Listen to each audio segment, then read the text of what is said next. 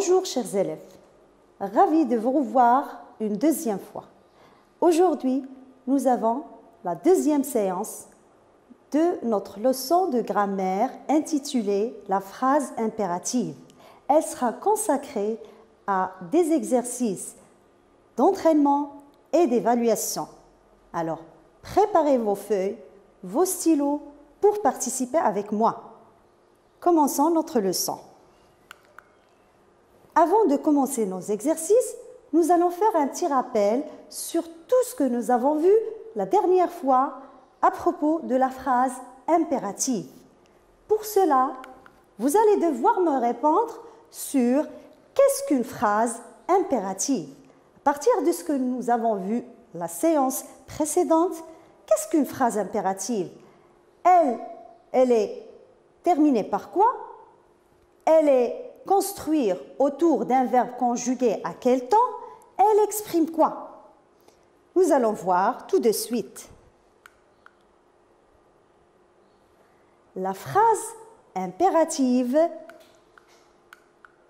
sert à donner un ordre, un conseil, une interdiction et à formuler des fois une demande ou bien un souhait.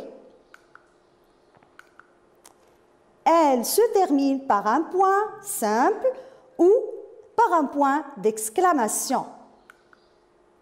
Elle est bien sûr construite autour d'un verbe conjugué à l'impératif. Alors, voilà ce que nous avons vu la première séance à propos de la phrase impérative. Alors, je vous donne maintenant quelques exemples. Empruntez le passage des piétons quand vous traversez. Cette phrase exprime un conseil. Ne traversez pas quand le feu est vert. Là, on exprime une interdiction. Respectons le code de la route, c'est l'expression d'un ordre. Alors, comme vous savez, mes chers élèves, la dernière fois, nous avons vu les caractères d'une phrase impérative.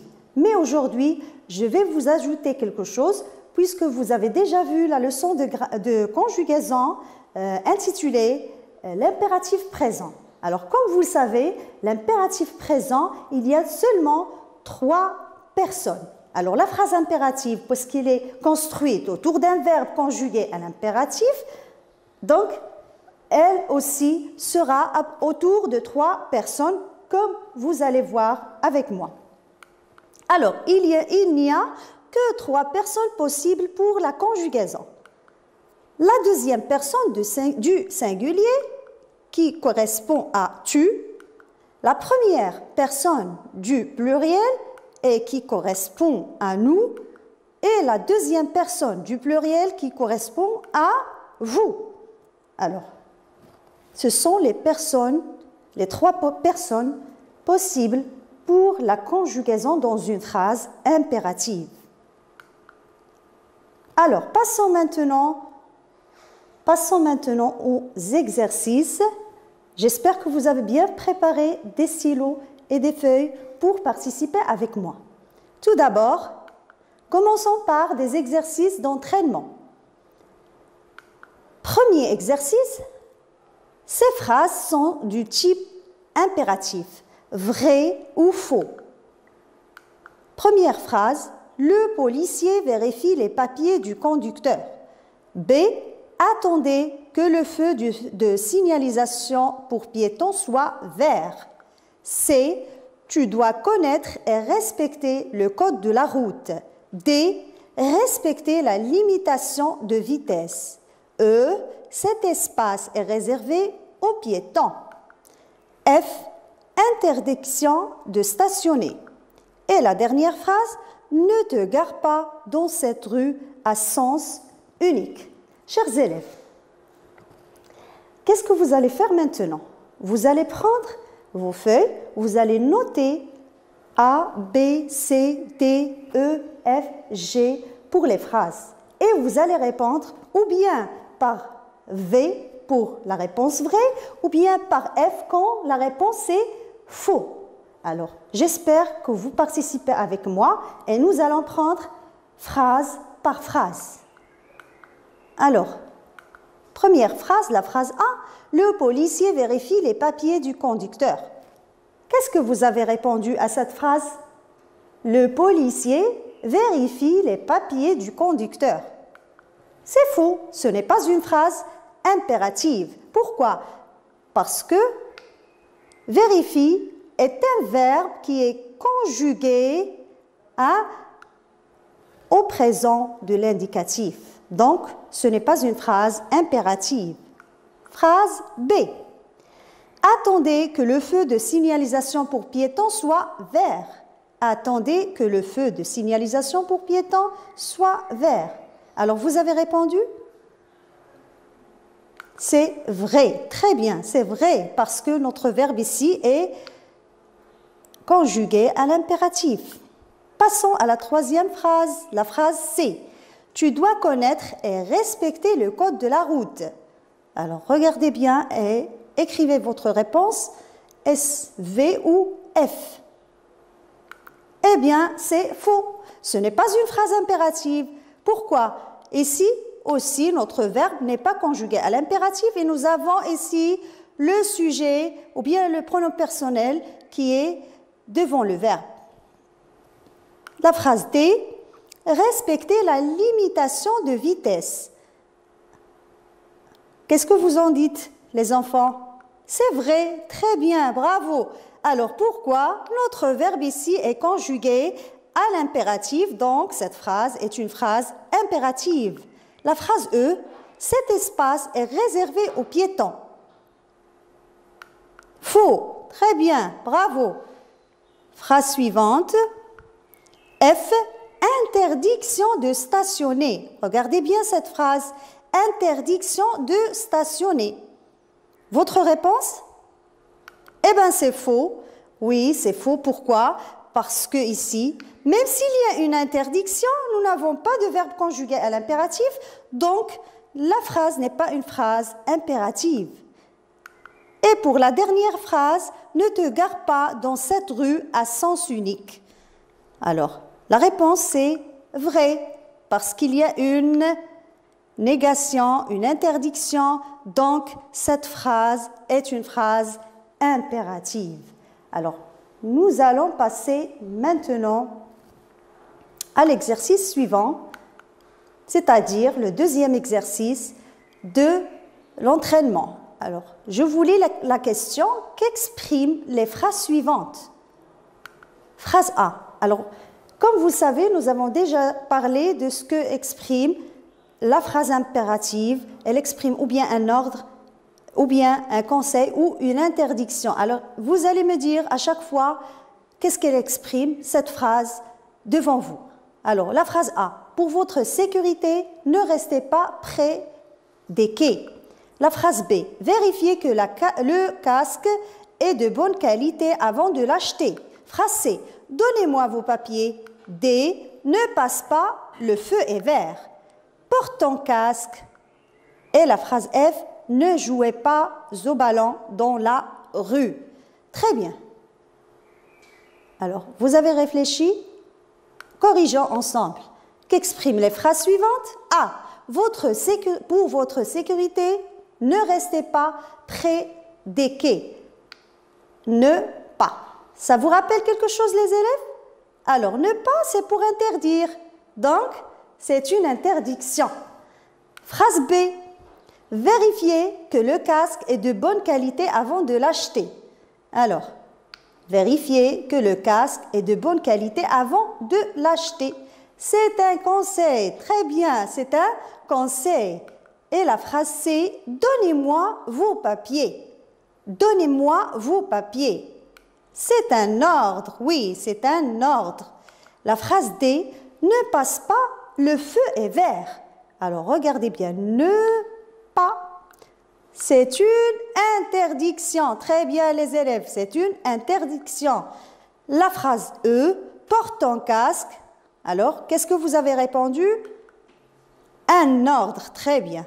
Un ordre. La dernière phrase, ne jouez pas au ballon dans la rue. Et là, c'est une interdiction aussi. Très bien. Alors, nous allons maintenant passer à un autre type d'exercice. Alors, nous passons pour voir les exercices d'entraînement. Mais avant de vous présenter les exercices d'entraînement, je vais vous faire un petit rappel sur la transformation d'une phrase déclarative en une phrase impérative. Alors, regardez les exemples que je vous propose sur le tableau. Alors, transformer une phrase déclarative en phrase impérative se fait comme suit. Prenons la première phrase. Tu dois quitter la chaussée. Là, c'est une phrase déclarative. Nous allons la transformer en une phrase impérative. Alors, quand on veut transformer une phrase déclarative en une phrase impérative, il faut faire attention au pronom personnel. Alors, ici, nous avons tu, c'est-à-dire deuxième personne du singulier. Donc, qu'est-ce qu'on va dire? Et le verbe, c'est quitter. Quitte la chaussée. Alors, nous obtenons la phrase impérative comme suit. Quitte la chaussée. Deuxième exemple, vous rentrez à la maison. Alors, la phrase ici est déclarative. Je vous ai dit qu'il faut faire attention au pronom personnel, vous. Donc, nous allons obtenir notre phrase aussi impérative pour la deuxième personne du pluriel et le verbe, c'est rentrer.